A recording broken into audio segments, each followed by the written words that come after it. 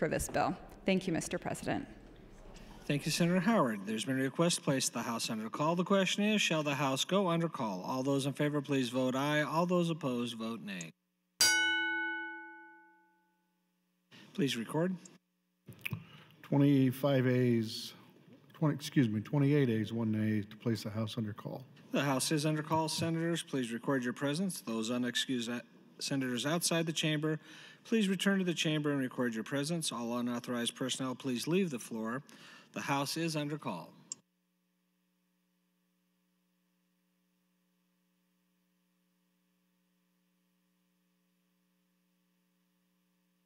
Senator Riepe, Erdman, Har. Senator Linehan, would you check in, please? Senator Groney, please return to the floor. The House is under call.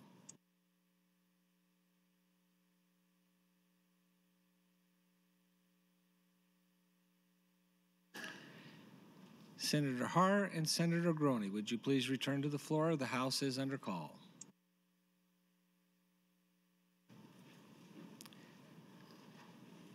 We are all accounted for. Senator Howard, did you want a machine vote? Roll call, regular order. Been a request for roll call in regular order. Mr. Clerk. Senator Albright, voting yes, Sir Baker. Voting yes, Sir Blood. Voting yes, Sir Bowles. Voting yes, Sir Bostelman. Voting yes, Sir Brosh. Voting yes, Sir Brewer. Voting yes, Sir Breese. Sir Chambers. Voting yes, Sir Clements. Voting yes, Sir Crawford. Voting yes, Sir Epke. Voting yes, Sir Erdman. Voting yes, Sir Friesen. Sir Geist. Voting yes, Sir Groney. Voting yes, Sir Holleran. Voting yes, Sir Hansen. Voting yes, Sir Har. Voting yes, Sir Hilgers. Voting yes, Sir Hilkelman. Voting yes, Sir Howard. Voting yes, Sir Hughes. Voting yes, Sir Kolowski. Voting yes, Sir Coulterman. Voting yes, Sir Christ. Voting yes, Sir Keene. Voting yes, Sir Larson. Voting yes, Sir Lindstrom. Voting yes, Sir Linehan. Voting yes, Sir Lowe. Voting yes, Sir McAllister. Voting yes, Sir McDonald.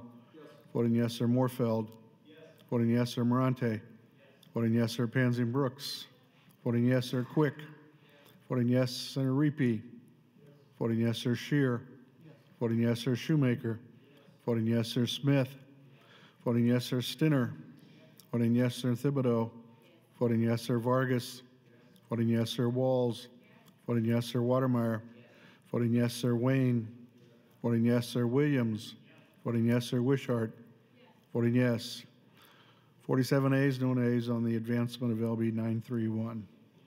LB 931 is advanced in our initial. Mr. Clerk, I have some items to read across.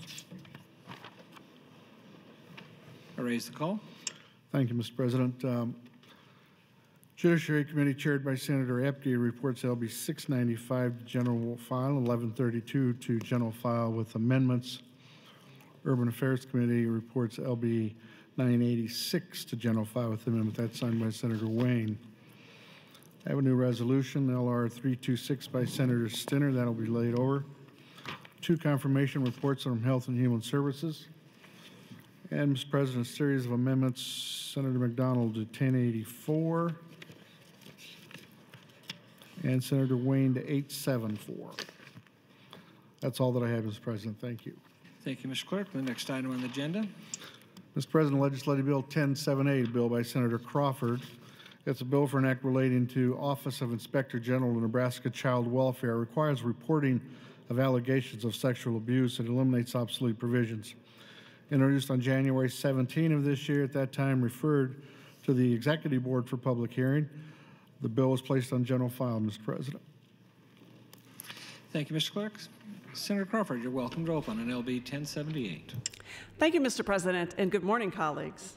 First of all, I would like to thank the Executive Committee for the unanimous vote of all those that were present at the executive session when we voted on LB 1078. I would also like to thank the Chair, Senator Watermeyer, and the Executive Committee for the Executive Committee priority.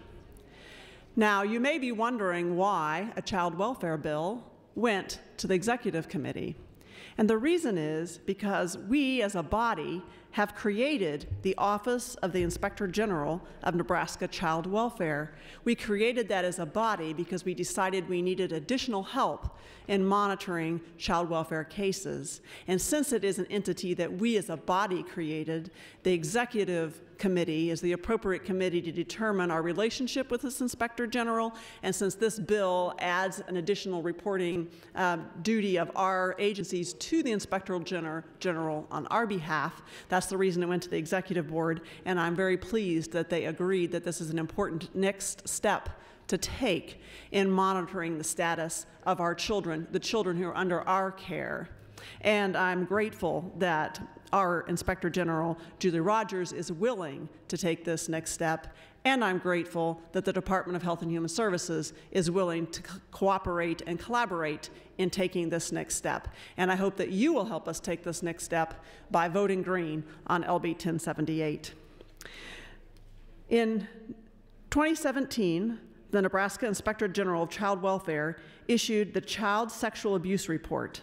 And colleagues, you can find this report and other reports by our Inspector General on the unicameral web page under Reports. And other Nebraskans can see them there as well. So if you're watching or listening today, you can go to our web page and find these reports, including the Child Sexual Abuse Report.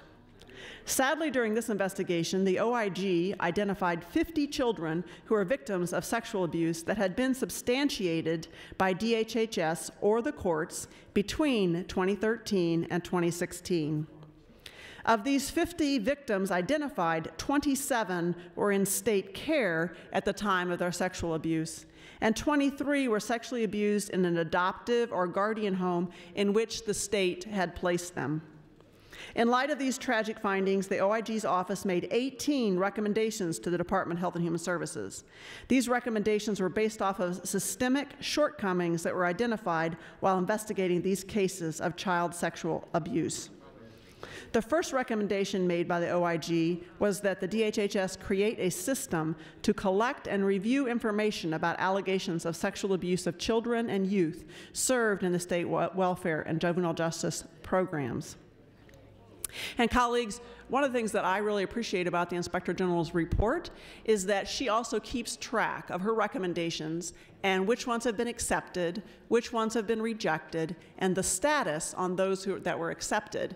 So this is a very powerful tool for us as we're deciding what statutes we might need to pass or what oversight we might need to engage in, because her report tells us and keeps track of these recommendations and keeps track of what's happened over time with these recommendations. So a very important part of that report as you go to read it and keep track of what's going on in our child welfare system is to see what's happening in the status of past recommendations. And again, this bill comes out of one of the rejected recommendations, and we felt that it was still an important step to take despite the fact that the department had rejected it, so we determined it was something that we should have a bill to go ahead and push for this recommendation to happen. Although the department rejected this recommendation on the premise that they already have an intake system that collects information on all types of allegations, when the OIG requested information on sexual abuse allegations on system-involved kids, DHHS was not able to provide that information. While investigating the 50 cases outlined in their report, the OIG's office found that in some cases of sexual abuse, it was clearly documented on the hotline intake report that the alleged abuse happened while the child was in the state's care. Unfortunately, in other cases, there was no indication on the hotline intake report that the alleged victim was being served by the state child welfare and juvenile justice programs. That being said, there's no protocol that requires hotline intake reporting to clearly indicate when an allegation of abuse involves a child in state custody. Currently, whether or not this detail is documented depends on the individual completing this intake. So while there's many instances, finding those few cases that are our kids is not something that we can identify and track and pull. Further, in the critical incident report forms that the department sends to the OIG's office when something major happens to a child in state care, sexual abuse is not listed as a type